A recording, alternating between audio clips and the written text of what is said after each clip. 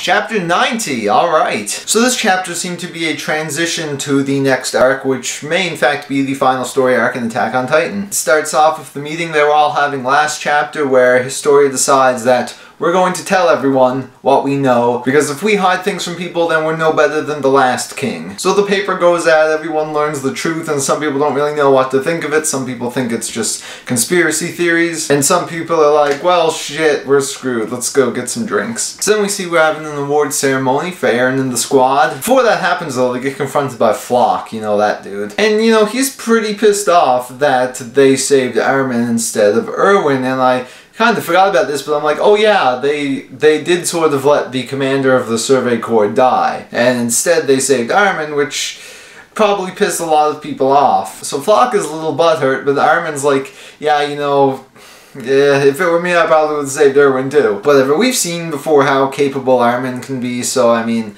I don't think we're gonna have much of a problem here. So Historia's about to give Eren his medal, and he gets sort of triggered. He's like, oh crap, we may have to kill Historia.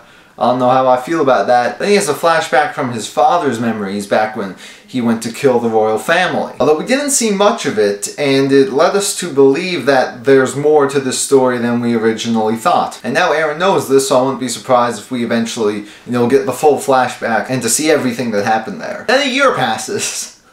Wasn't expecting that. I don't think it's been exactly a year, like it was a year after the Trost district, so this was maybe, I don't know, like 9 or 10 months later. Still, that's a pretty significant amount of time. And in that time, the Survey Corps, what's left of them anyway, they wipe out all of the Titans inside Wall Maria. This allows people to finally, you know, come out of the inside walls and be like, oh man, we can actually get stuff done now. And with all the Titans gone inside Wall Maria, the Survey Corps, they're like, you know what, it's finally time. We're heading back out. So they go past Wall Maria, they set out and they head all the way to the ocean. And it felt kind of weird. This wasn't how I expected the ocean scene to play out, you know, when I first started reading this series. Because they all get there and, you know, they're excited, Armin's all happy and they're playing in the water or whatever. But it felt kind of off. And there's a good reason for this, and Eren sort of brings it up, because, you know, when we thought about the ocean, you know, before the huge basement revelation, we thought the ocean would be like the end of the series, like that's how the series is going to end. They're going to get to the ocean,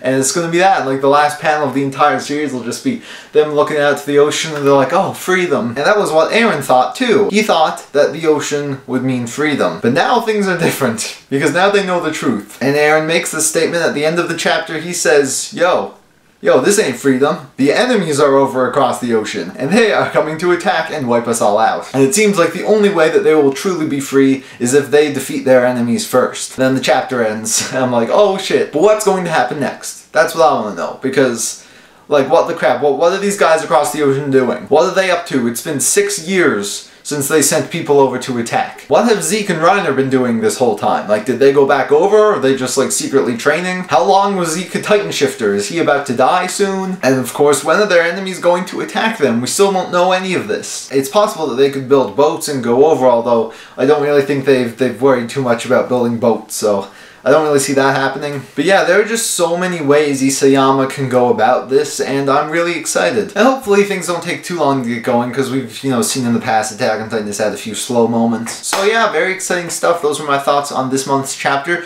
of Attack on Titan. You can leave your thoughts in the comments below. I always like to see some of the theories and speculations you guys come up with. And with that, I will see you guys in my next video.